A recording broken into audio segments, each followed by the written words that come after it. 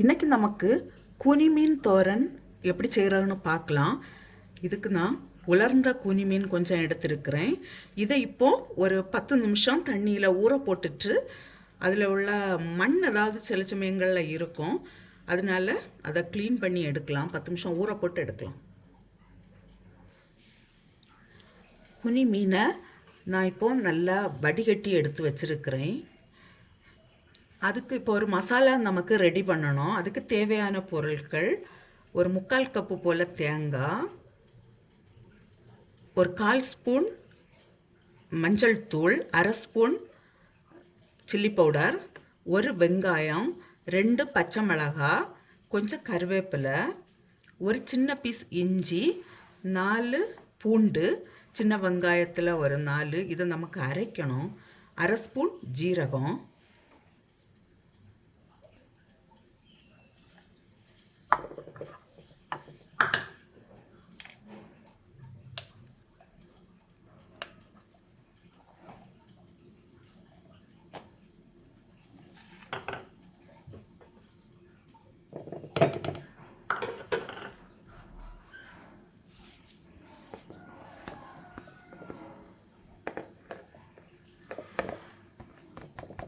இது நல்லா அரைக்கக்கூடாது, நம்ம அவியலுக்கெல்லாம் சதைச்செடுக்கிறது போல் எடுக்கணும்.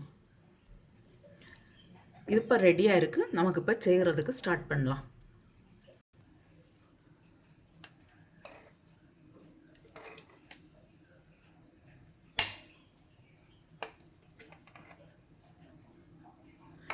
கொஞ்சமாக கோகனட் ஆயில் விட்டுருக்குறேன்.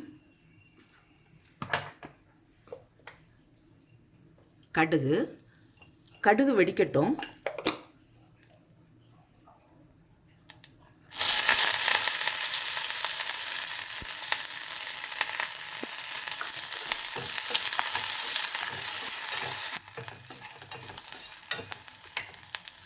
இப்போது நம்ம க்ளீன் பண்ணி வச்சிருக்கிற இந்த மீனை போடலாம்.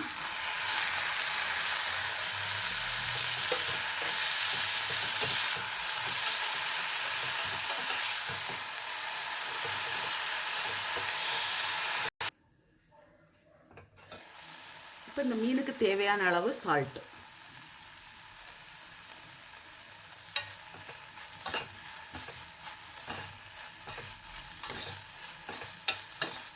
இது இன்னும் ஒரு 2 நிமிஷம் கூட வேகட்டும்.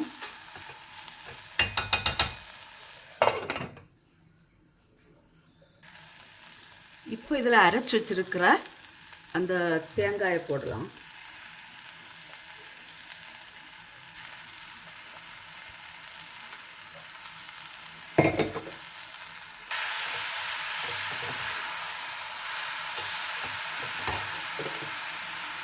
கொஞ்சமாக தண்ணி சேர்க்குறேன்.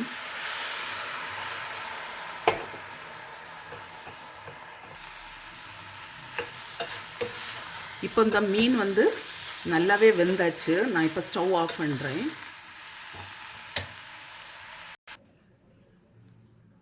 இது கூனி மீன் தோரன் ரெடியாக இருக்குது. இது ரைஸுக்கு கூட சாப்பிட்றதுக்கு நல்லாயிருக்கும். நீங்களும் இது போல் செய்து பாருங்கள்.